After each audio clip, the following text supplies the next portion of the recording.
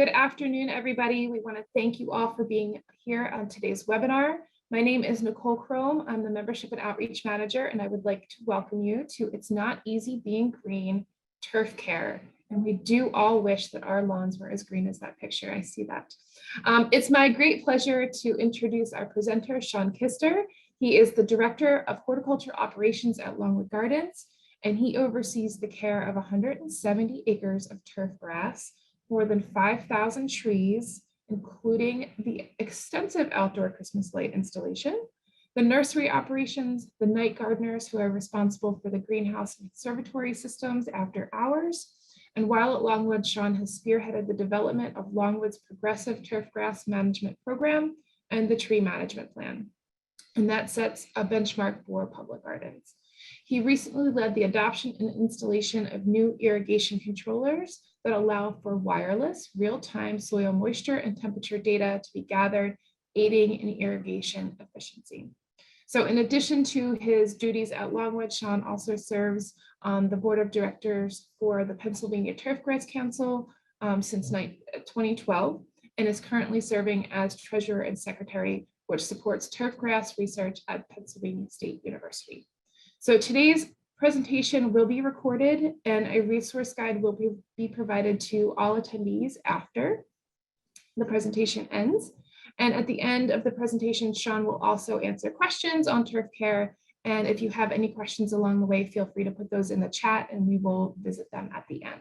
Shawn, thanks for being here with us today and sharing your knowledge. And I am going to turn it over to you. Thank you, Nicole. Good afternoon, everyone. Thank you for joining us today on this talk. So as we go through this, there's just a couple threads that are throughout this presentation in terms of Longwood's turf care program. And really, there's two things. One is the backbone is soil testing, to making sure we do everything we can from a soil standpoint first before we would do any kind of applications on the surface.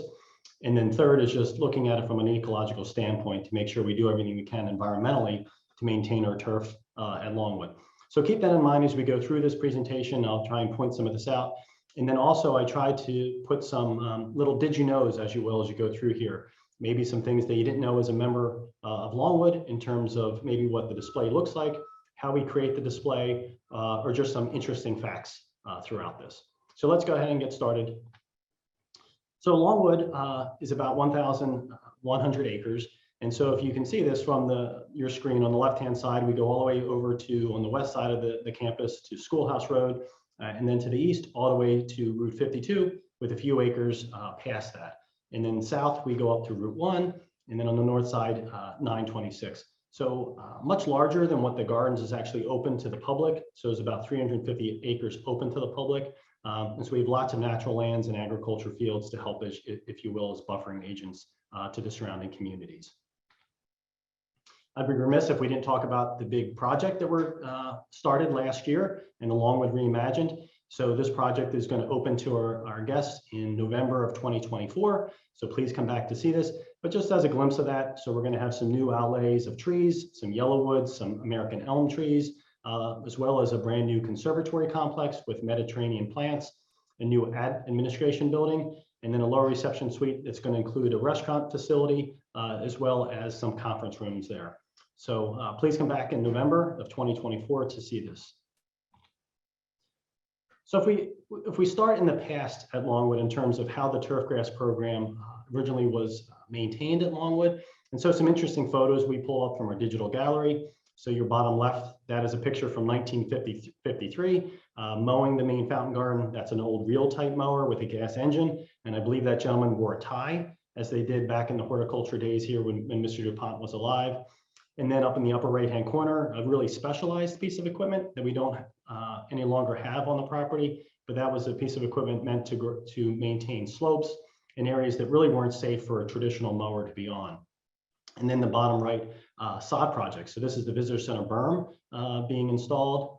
And so lots of sod back in the day in terms of giving you that instant green, but also the erosion control that you're looking for so that areas do not wash out. And so back in the day, you had people that were working at Longwood that might not have had a specialty degree designated just for turfgrass. So as the times changed, we also changed the position and also the title. So the individuals that are responsible for maintaining the 170 acres of turf grass on the grounds, their title is turf grass technicians. Over half of them have an actual Bachelor of Science degree in turf grass science. And so you can now get a 4-year degree from most of the agriculture schools in turf grass science, and that's what my background is in. And what it does is it really allows you to dive into the science aspect of it and what really we need to maintain and maintain our turf grass. So you can see some interesting things here. So you might have recalled a few years ago when we did this Christmas display on the fern floor. And so we sodded this table area, but maintaining that. So something that is historically not done, it's outside the growing season. Lots of different things we needed to do to pull this display off for that, because growing grass inside without a soil is definitely a challenge to do. And then some of the functions I do is typical back in the day. And so we still do power raking, we do some sod projects, mowing operations, things like that. But this is really the get it done crew is the way I look at them. They're one of the few teams at Longwood that literally look at every square inch of the gardens every week. And how do they do that? Well, they're on a mower. So by them being out and about mowing, they're seeing all of the landscape, all of the trees, everything that they're out there. So they truly are the eyes and ears of the organization in terms of doing things. A lot of these members too also participate as leads for Christmas install for projects. One of our turf grass technicians leads up the group that does all the cut Christmas tree lighting that we have. So some interesting functions that they perform at Longwood other than the turf grass portion of it. But for today's presentation, let's focus on the turf grass management that they do indeed complete at Longwood. And so this was a photo taken when I first started at Longwood back in 2000. And so lots of weeds that we had in our different areas for various reasons. But when I first came, we really did a mow and go, meaning we would be on a mower and we would mow each area of turf grass once a week with usually a large cut mower that had a 10-foot cut, and didn't really think too much about the weed control. We were focused on lowering our fertility so that we didn't put a lot of inputs on it, and then also making sure that our soils were in shape. So slowly over time, we changed that in terms of raising the bar, in terms of what the turf grass was, and asked the question, really, could turf grass become a display, not just a backdrop in our displays, but actually a display itself here at Longwood? And so we slowly transitioned to that. And so with that transition, we reduced the size of our mowers from the 10-foot ones down to some 60-inch and some smaller ones. We also increased our soil testing, which I'll get into here in a little bit. But also we looked at, from the soil standpoint, is asked the question from a fertility is, what exactly were we doing fertilizer-wise and why were we doing that? And so I'll get into that as well in terms of reducing the phosphorus and potassium inputs that we were doing and really sticking to a slow-release nitrogen product. And then as Nicole mentioned, about 10 years ago, we started working on our irrigation and developed this system with a local company called UGMO. And so what we have is in the ground sensors that are telling us real-time data every 8 minutes, information points to make decisions. And then last, we're going to follow up on just some lower maintenance areas. I know a lot of folks have questions about how can they reduce inputs at their house and what exactly does it mean and how do you do that? And we'll go over that here in a minute. So some things that you probably don't know, this is the East Plaza landform that we did. It was developed by Kim Wilkie, who's an English designer. And so here's your first did you know fact. So the steps here that you see the individuals sitting on, so that is not actually meant to be a step to walk up on it. This turf grass area is meant to be viewed or accessed from the side ramps. So there's 2 turf ramps on both sides to walk up that way. The elevation, or the step, if you will, is actually 18 inches tall on purpose. And it's meant to be either used as a seat, as you see them on it, but not as a step to walk up this. So this is a native soil growing that we have. And so we do have some areas that are sand-based that is completely different in terms of how we maintain that turf grass with it. The other interesting fact about this is the reason why you see the steps here. The next time you visit Longwood, look on the corners of our conservatories and you will see this step feature, which was inspired by Kim Wilkie to come up with this design, which transitions from a formal conservatory to a woodland area in a very short space that we have here. And so this area is typically open from Memorial Day through Labor Day.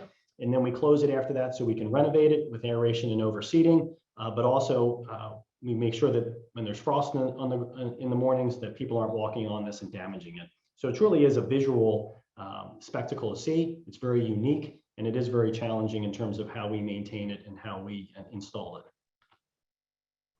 So the main fountain garden, which opened again in May of 2017. So this is an engineered soil. This is completely different than the East Plaza landform. This is very close to a USGA spec green. So it's sand-based. With this, it's 1.8 acres of turf grass. Another did you know or a fact for this is that about half of this area is actually sodded with custom grown sod that was originally meant for the National Mall in Washington, D.C. when they were renovating the mall back in 2016 and 2017. And so we got a chance to utilize some of their excess sod to use for this. And so this is turf type tall fescue with about 10% Kentucky bluegrass. It's meant to tolerate the sand-based system. It's also meant to tolerate the heat and also the low inputs that we're doing in this area. So as I mentioned earlier, the backbone of our ecological program is really soil testing based. So as you can see from this map, we have individualized soil tests for each area in the gardens. There's roughly 70 of those that we have, and we rotate through on a 5-year basis and do a soil test. And what we're really looking for is not only the pH, but also what our base saturation is, what our phosphorus and potassium levels are.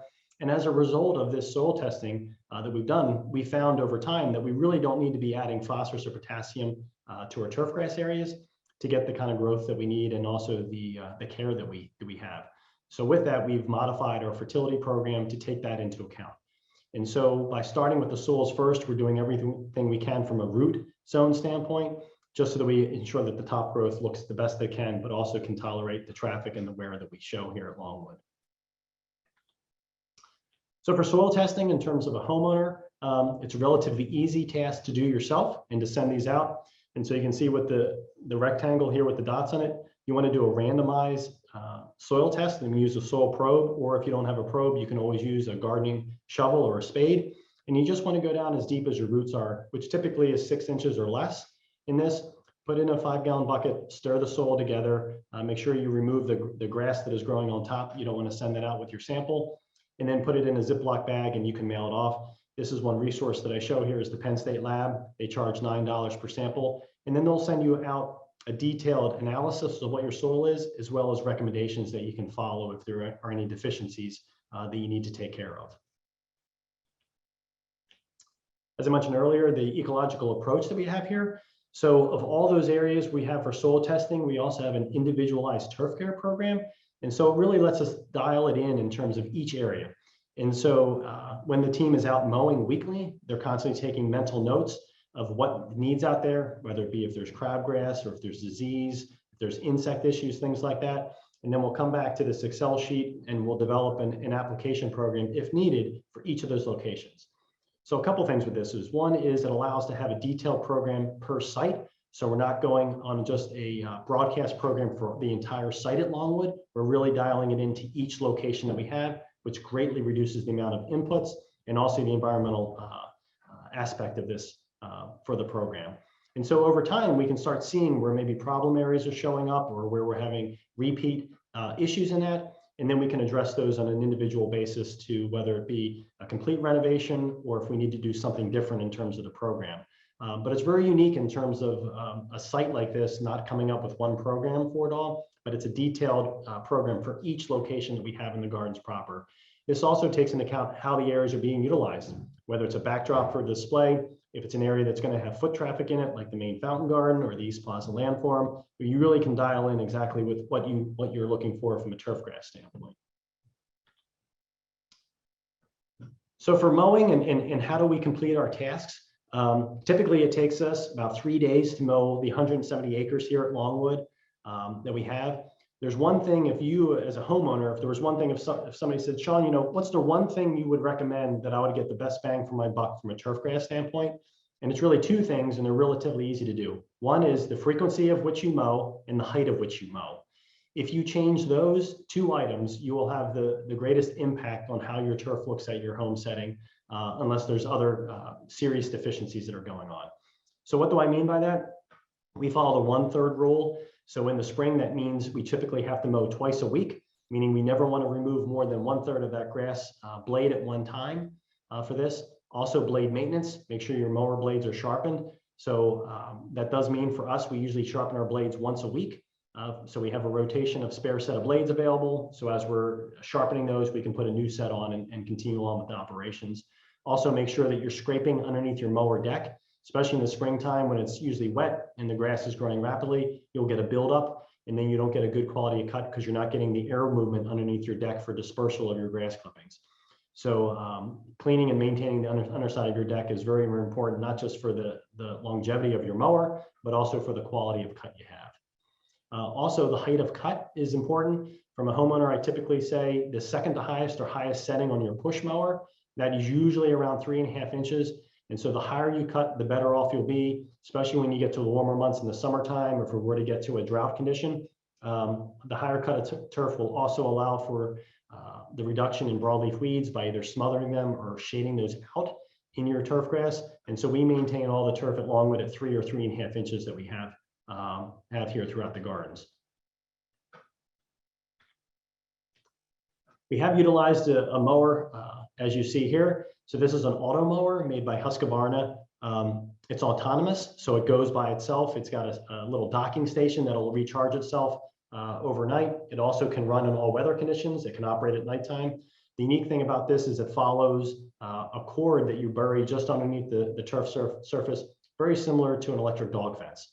And so this will learn over time the area that it needs to mow and just do random patterns out there and maintain areas that you have. The other neat thing about this, not unlike any of your cars at home, this is a 4-wheel drive model. So this model allowed us to mow a portion of the visitor center berm, which was a steep bank that we usually don't like to put people on with the equipment due to the slope that's there. And so this mower allowed us to do that in a safely, but also a very quiet way, because it's with a battery, it didn't have an engine to run. So just something to think about as technology changes out there in terms of what you're doing at your house or what's available to come down. It's a relatively inexpensive tool to utilize that's out there in the market. Another unique mower that we have here for the East Plaza landform is a hover mower. And so this is usually used for slopes and banks. So what it does is you can see the deck that is tilted back. It has 3 spinning blades on it, and it creates an air dam underneath and actually lifts the mower up, hence the name hover mower. So it doesn't have any wheels or things like that. And so with that air cushion, you get a set height of cut, typically 2.5 to 3 inches, and it allows you to mow these slopes without a wheeled unit, which if you were as an oil-based, it would probably shut off because it would have a low oil feature because the oil would be running to one side of the mower. This unit allows you to maintain those areas without having the wheel tracks and the compaction that you typically have. And this is technology that has been around for years. The golf course industry uses on their bunker faces. So it's an interesting tool, probably something that you're not familiar with from a homeowner standpoint. It's not something that a homeowner would probably use, but it's a unique mower that we need to utilize here to make sure that we're maintaining our areas to the best of our ability.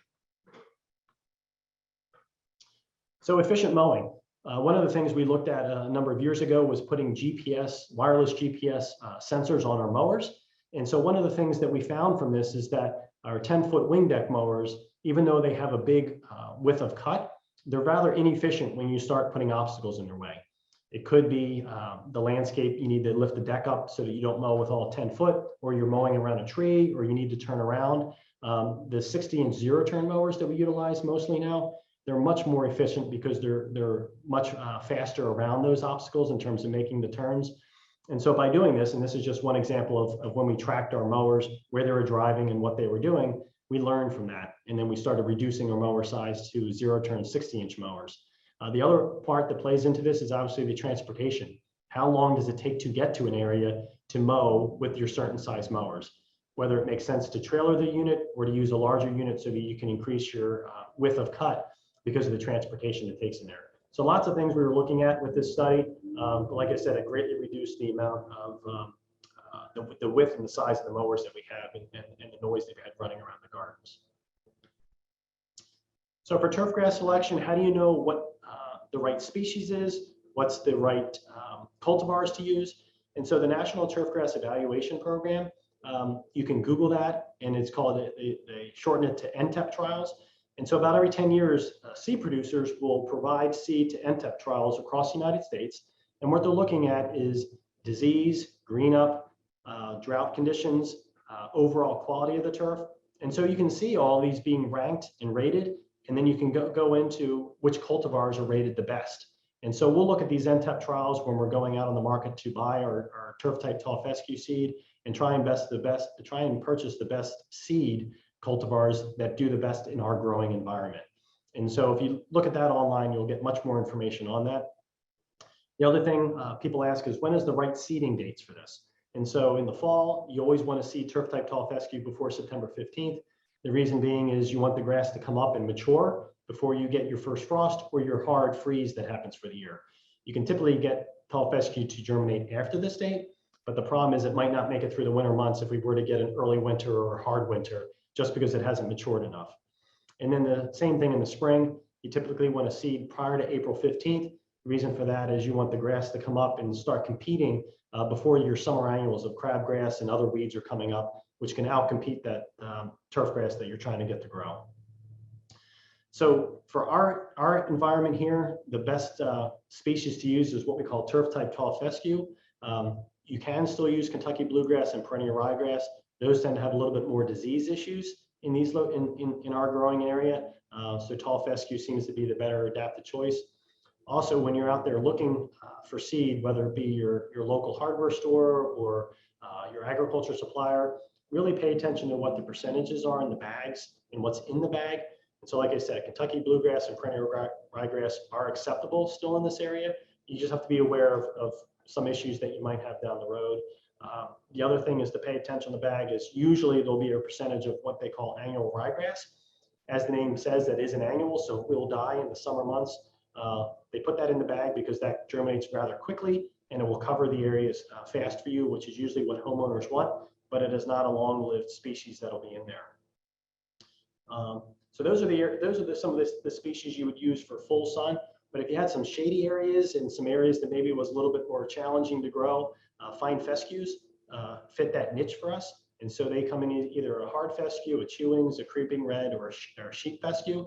Typically that'll come as a blend, or you'll have a percentage of each of those in there to do that. Usually you wouldn't want to grow this type of grass in a full sun in your homeowner lawn unless you're really going for a lower maintenance look for it, just because they do have some issues as well in terms of associated with that. And then I'd be remiss if I didn't talk about Bermuda grass or zoysia grass, which are the warm season grasses. As climate is changing and we're getting warmer, some of these might be more attractive for people. Just remember though, these would be the first to turn brown in the fall when we had a frost, and the last to green up in the spring. And also they would stay brown all winter long. So if you don't mind that look, these are definitely fine species to be growing in here. Typically these need to be sodded or sprigged. You can't necessarily seed either of these species in this area, so that could be a challenge for some homeowners as well. So the irrigation side, like I mentioned, we use UGMO technologies. And so this is a photo of the sensor on the bottom left. And so that's buried about 2 inches underground. We have 164 sensors in the ground. And so out of the 170 acres of turf grass, we only have a very, very small percentage of turf that's irrigated here, which I think is surprising to most folks. So a little over 8 acres of turf. And then the photo on the right is just showing you the real-time data. Each of those pins is a sensor that's buried. And every 8 minutes we get a reading from that, and it's all web-based, and we can pull it up on our phones as well. But it'll tell us exactly what the percent soil moisture is, as well as the temperature. And then how do we utilize this? So the control clock, we put in the control clock exactly what percent soil moisture we want to maintain each zone.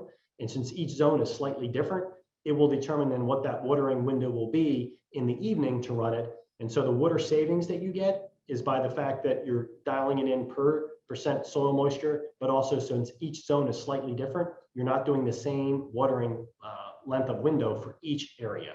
And so over time, that really adds up in terms of the amount of water savings. For this system that we've installed, like I said, about 10 years ago, we're looking at 20 to 30% reduction in our irrigation from a typical watering cycle on turf grass that we have. And so this chart, not to have too much science involved here, but I thought this was interesting to show everybody. So the blue bars is precipitation or the rainfall, and then the lines are showing you what is happening with the UGMO in terms of the irrigation cycle that we're having. So typically, and you can see here with the trend, the more rainfall we get, so the blue bars, as the blue bars get larger, the less we need to irrigate, right? That would be intuitive that we're having it. And so we're just proving that in terms of with our technology, with our flow meters, that we're actually showing as we get more rainfall, we're watering less often than needed. And so there again is also reducing our watering needs that we have in these different areas.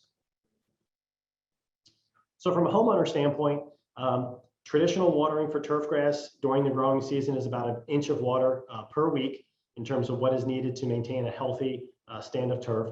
We also say we like to do deep watering, so not short, frequent watering cycles. So if you can, you would set the sprinkler up for say half an hour, 45 minutes, rather than 5 minutes, then off 5 minutes. And what you're doing there is you're keeping that leaf blade wet longer than you need to, and that can lead to disease issues. Also timing, right before sunup through about 9, 10 o'clock in the morning is the best time to water your turf grass. The reason for that is if you were to start watering, say at dinner time or shortly thereafter, that leaf blade is going to stay wet all up through the evening. And leaf blade wetness is a significant indicator of the disease pressure that you're going to have in your turf grass stand. So by reducing that amount of wetness on the leaf blade, you can also reduce your disease pressure.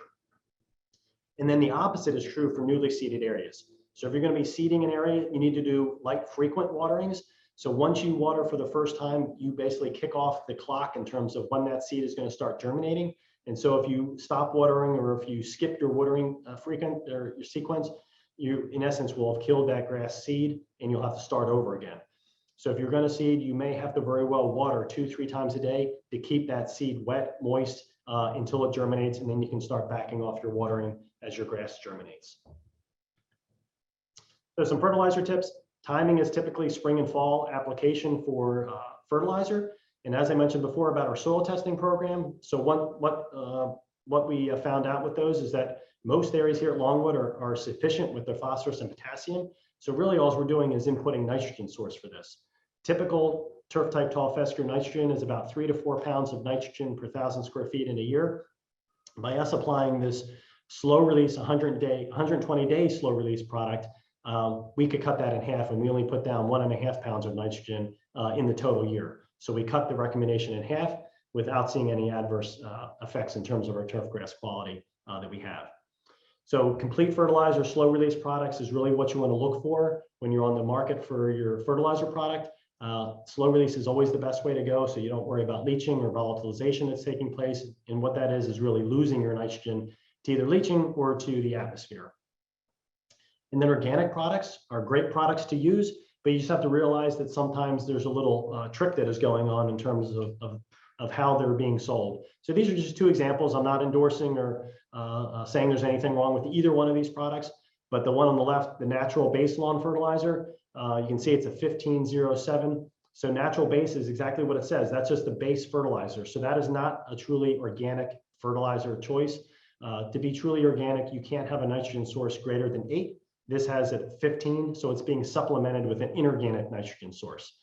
And then the one on the right, Scott's Turf Builder Lawn Food.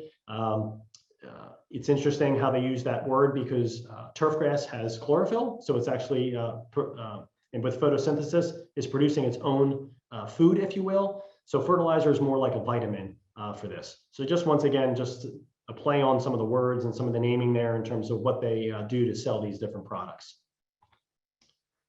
Quickly, we'll get into some weeds. So these are some common weeds a homeowner will deal with. Crabgrass, which is going to be germinating here shortly. Nutsedge, that usually comes up within the next few weeks.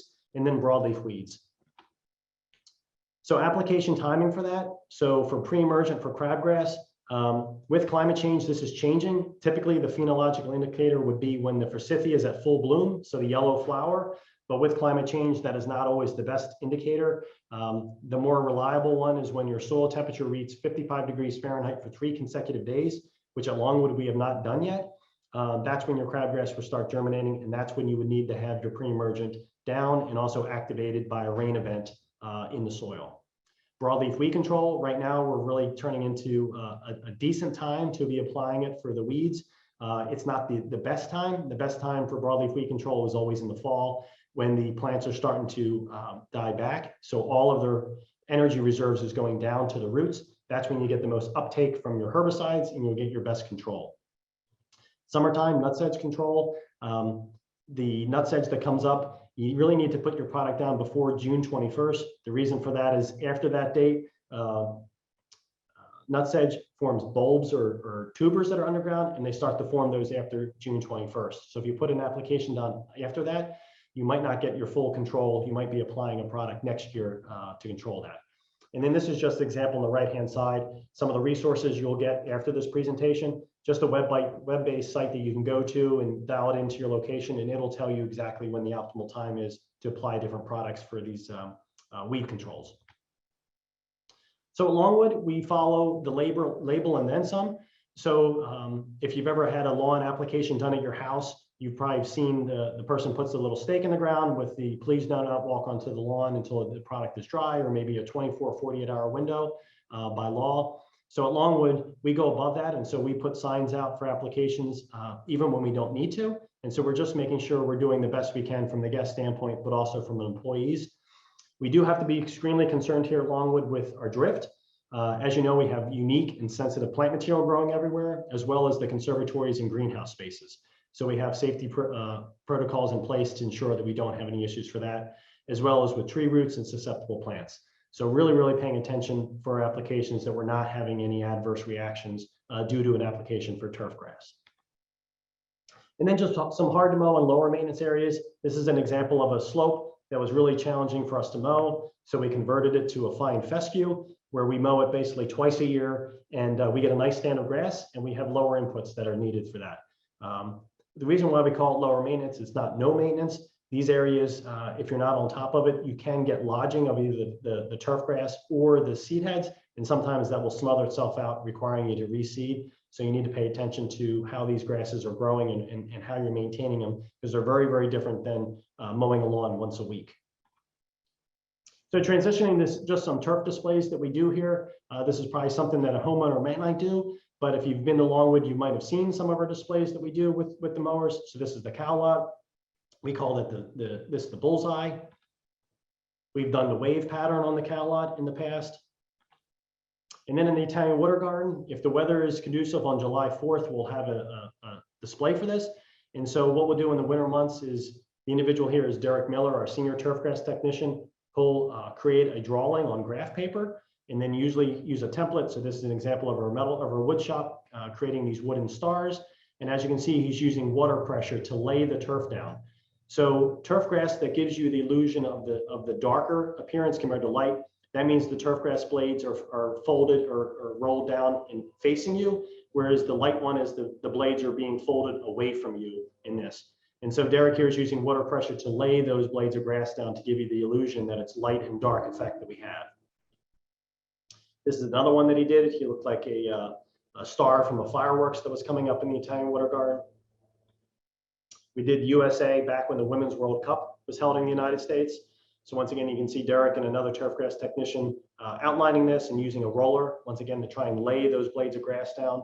Typically, this display will last for about a week if we don't have rain and the weather holds out. So we are planning on doing one again this July 4th. So if you want to see it, come down to Longwood, say July 2nd or July 3rd, and you can see the guys in action creating their new display for the Italian water garden. Here's a list of some resources. So as Nicole said, this will be sent out to you, but there's great resources online. Penn State Turfgrass Extension has great bulletins. Cornell University has really good information available. The National Phenological Network is great for letting you know when things are going to bloom and how you can use those for indicators. And then NOAA for Climate Prediction Center, 8 to 10 day outlooks in terms of weather, in terms of what we're seeing coming down the pike for soil temperatures, and also that we can look at then disease and insect issues that might be happening. So before we get to general questions, this was one question that came up the other week. So I'm sure people had similar questions to this. So the question was, what environmentally friendly, sustainable lawn approaches or alternatives are available? And so these are just some bullets that I have. So one is, obviously, turf is not always the best choice in all instances. So depending on what you're trying to achieve, what your growing environment is, you really need to answer that question. Should it be a ground cover? Should it be changed to a landscape bed? Something else? Also, turf grass typically needs 8 hours of direct sunlight. So if you're not receiving that, whether it be from a tree or from an evergreen or from a structure, really you need to look at, is turf the best choice for this, rather than going in there and trying to reseed every year or struggle with those.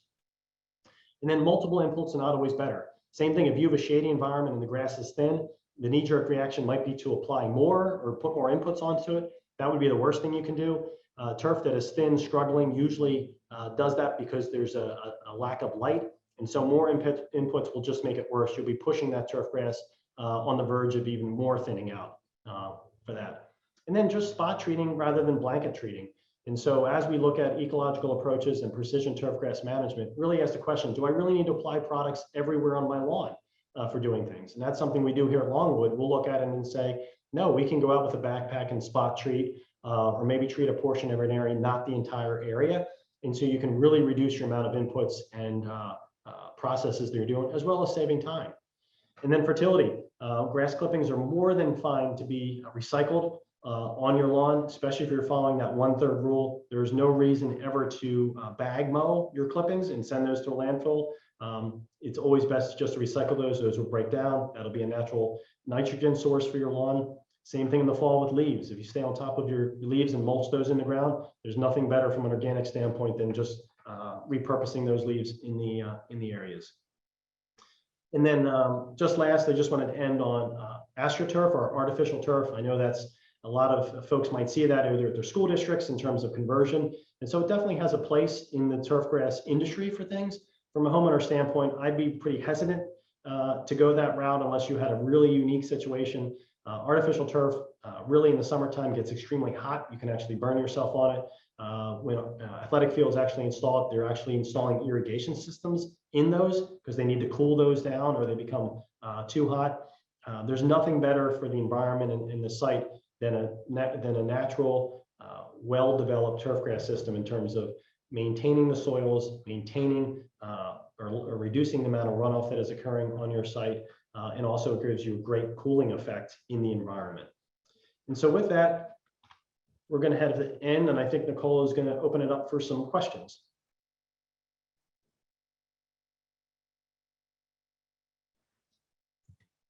Thank you, Shawn. I took lots of notes for myself. So let's get started. We do have a fair amount of questions, and we'll try to get to them all. So let's start with how long do you need to water new seed? Okay, so new seed, like I said, you want to water it multiple times a day. So the onus there is making sure that that seed stays wet. So as long as you put your seed down and you did the right covering of it, whether it be with a mulch or an erosion fabric, something like that, typically you can water it and then maybe wait 4 or 5 hours and then water it again. But it really is site specific. So the key is making sure whatever is covering the seed, raise it up a little bit, look underneath and make sure that seed is constantly staying moist. That'll make sure that your seed is germinating as rapidly as it can, but also that it's not drying out. Once it dries out, now it has no mechanism to go back to a dormant state and then reemerge again. So once you kick that window off, it's all or nothing. Okay. Do you have any recommendations for grass seed in wet areas? So when you say wet areas, I'm assuming you're saying not standing water. So I'll make that assumption. So there is grass out there. Rough bluegrass is an excellent turf. In fact, in the spring, a lot of homeowners, and we have it here too at Longwood, you'll see a grass that grows very, very fast. It's like a lime green color and it looks very stemmy that comes up. That's rough bluegrass in a lot of people's lawns. It tends to fade out when the summer gets hot, when it gets hotter out here, and then people forget they have it and they'll see it again the following year.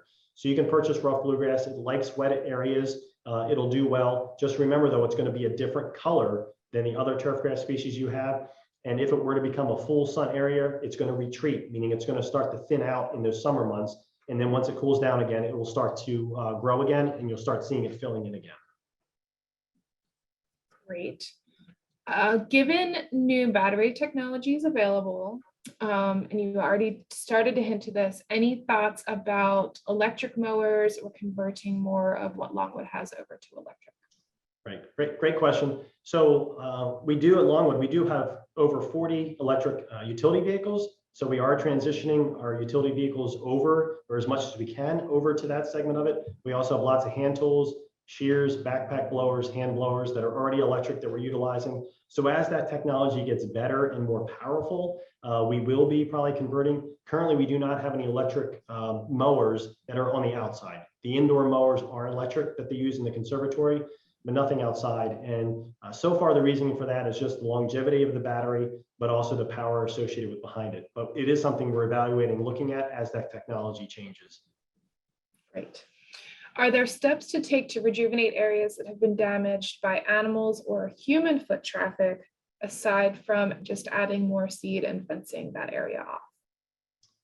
Right. So first you need to address the underlying issue, which it sounds like if that's the challenge, it's going to be compaction. So you definitely want to decompact the soil. So that's where an aeration process and overseeding is really going to help you. Another great tool you can use there is by adding compost and really trying to get your organic matter up in terms of reducing that bulk density that is in that location. So if you don't correct the underlying problem, adding more seed to it is really not going to help. You're not going to get the desired results. You need to change something else in terms of what's happening there. And it could be maybe you need to close an area off to folks so that they're not walking on that area until the turf can reestablish itself. It's very similar to what schools do in terms of their athletic fields, whether it be when football season ends in the fall, or if you have field hockey season ends or soccer, those goal mounts and things like that, those turf grass managers are maintaining those by renovating those and making sure that they can fill in before they open back up again for the play. All right, staying on the topic of animals, do you have any advice for the yellow turf spotting created by dogs? So size is is going to help you out on that. So if you have a smaller area where the dog is going to constantly have urine that's in there. So if you've ever noticed the urine spot created from a dog, it actually it'll concentrate, it'll kill the center, but the outside ring will actually be darker green. That's from the urea that's in the urine. So it's actually getting a nitrogen source. So what's happening is the center part, it's too much nitrogen, it's killing the turf. The outside is just a little bit of nitrogen, is increasing the growth that's happening there. And so there's nothing you can do from your pet standpoint. Some people said keep your pets hydrated. There's nothing you can do from that standpoint that's going to help eliminate that. And so really it's going to be alternating the locations you have. There is no secret bullet to this in terms of it. Some people say if you were to go out right away with water, but I don't know how many people that could follow their pet around and then quickly dilute it after they urinate and then dilute it. So if you could do that, that would be a solution, but that's a very impractical solution to maintain that. Okay. Speaking of aerating, which you had alluded to earlier, how important is it to aerate your lawn? So once again, it comes back to what underlying issues you might have. So if you don't have compaction or things like that, you would not need to aerate a yard on a yearly basis. If you do have an area that tends to be compacted or stays compacted, aeration in the fall would definitely be very beneficial for that. But it comes back to exactly what the site is looking like and what's your underlying problems for that. Aeration is a great tool to utilize. It's probably one of those tools that a lot of people do just for the sake of doing and not understanding exactly why they need to do it.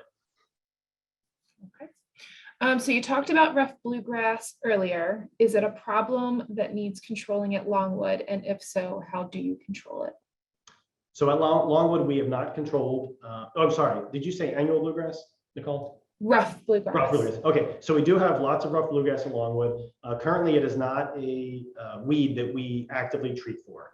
So there is specific products that are available to treat rough bluegrass.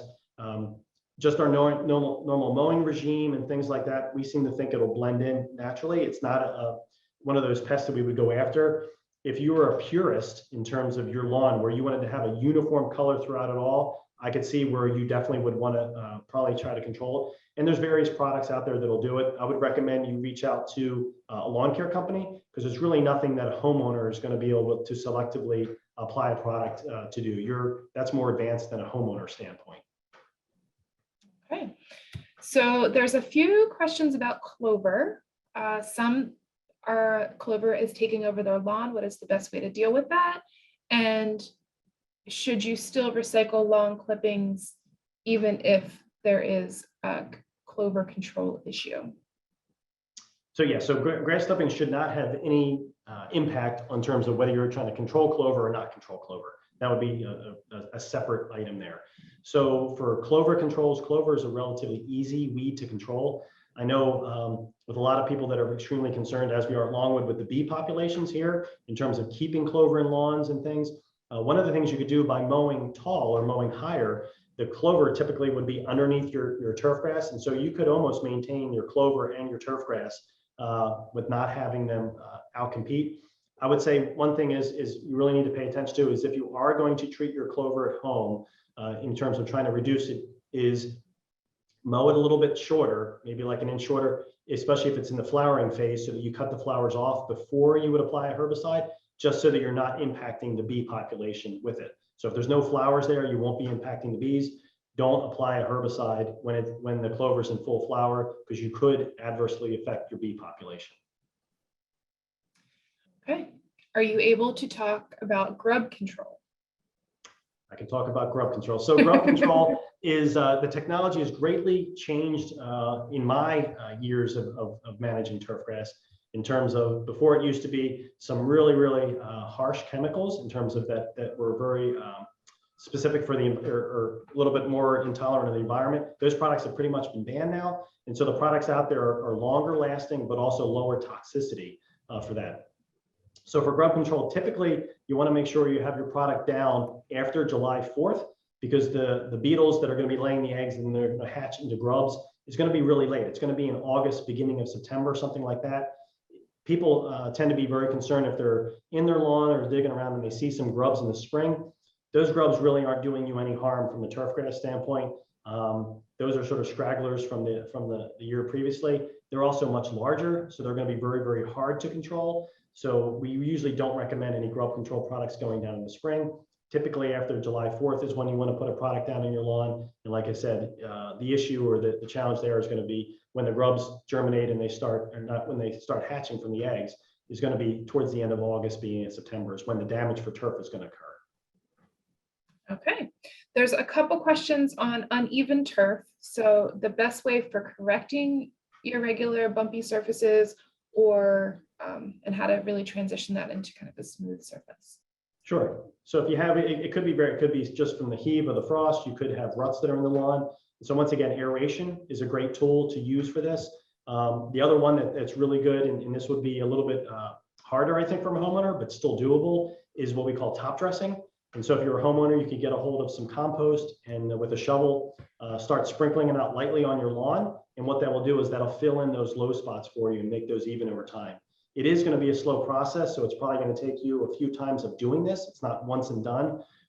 Very similar to what golf courses do on their greens. They top dress their greens, they top dress sometimes their fairways. And really what trying to do is get a smooth environment there for the golf ball to be able to roll across. And so we're utilizing their what they do on golf courses, but just making it into a homeowner version. And that would be a compost. Okay. There's a couple questions about lime and, when to use it in regards to pH needs, or does that work also with the dog urine? Sure. So putting lime down, if you put lime down, we'll ask the dog urine. So it's not going to hurt because the urine is definitely acidic with that. But once again, it's really that quick, intense dose of nitrogen that is there that kills that grass. So lime is not going to hurt that. It's really not going to prevent the grass from dying from a urine standpoint of an animal. From a soil standpoint, if you have a lower pH, and lower pH would be something below a 6. So think of like a 5.5, maybe a 5.8, something like that. Limestone is definitely going to help raise the pH. And so typically you want to have a pH for turf around 6.5, maybe 6.8 for those areas. And so just once again, do a soil test first. The soil test will determine how much lime you need to put down and what type of lime you need to put down on your lawn. And we usually recommend you do that in late fall, outside of the growing season, just so that you don't have any issues in terms of burning, but also so that you have all winter long for that lime to work its way down through that soil profile and actually change the soil chemistry that is occurring there. Okay, a couple questions on other ways to eliminate nutsedge and a yellow flowering clenidine. I might not be saying that right. Okay, so I have to think about that one. So the first one was the other controls for nutsedge. So nutsedge control, so from a homeowner, you can buy products that are on the shelf at your box stores, if you will, to control it. Usually it's a combination product, so it might have some broadleaf weed control in there. It might even have a post-emergent crabgrass control in there, because they're really trying to get everything in the bottle, if you will, as you can, so that your spray does multiple things at one time for that. But once again, make sure for nutsedge, you're putting it down before June 21st out there. Now, having said that, you can apply it after that. You just have to realize that you're probably going to be doing a repeat application later that year or even the following year, because the bulbs are going to be formed under there and you're not going to be able to kill all of the bulbs that are there. And one nutsedge plant can produce, I think, hundreds of bulbs in 1 year. So if you miss just that 1 year, you're going to have lots of plants available underground. That's going to be a source of future nutsedge plants that are going to germinate. All right, so speaking of fertilizer, what specifically do you use for organic fertilizer, and would home brewed compost tea work as a fertilizer? Sure. So compost tea is a great source of not just nutrients, but also the microbes that you're putting down. So I would, if you can make that at home, there's nothing wrong with that. It's a great natural, environmentally safe product to use. At Longwood, we use a couple products in terms of organic. One is called Nature Safe. I don't believe that's available on the homeowner market. We get that from our professional turf grass supplier that we have. And then another one we use is called Unify, which again, we get that from our turf grass supplier. But I would recommend going to one of your box stores. Okay, everybody. It appears that we have lost power over at the gardens in the room we were in, but I want to just thank Shawn again for sharing his knowledge on this topic. The recorded presentation and the resources that we keep talking about are going to be shared with you via email in the coming days, so stay tuned for that. And again, we would also love to thank our members. Your support preserves our legacy and everything that we do at Longwood. So we hope that you continue to come visit us, and we look forward to seeing you this summer. And I hope all of your gardens and your turf shine this summer. Thank you so much and have a great rest of your day.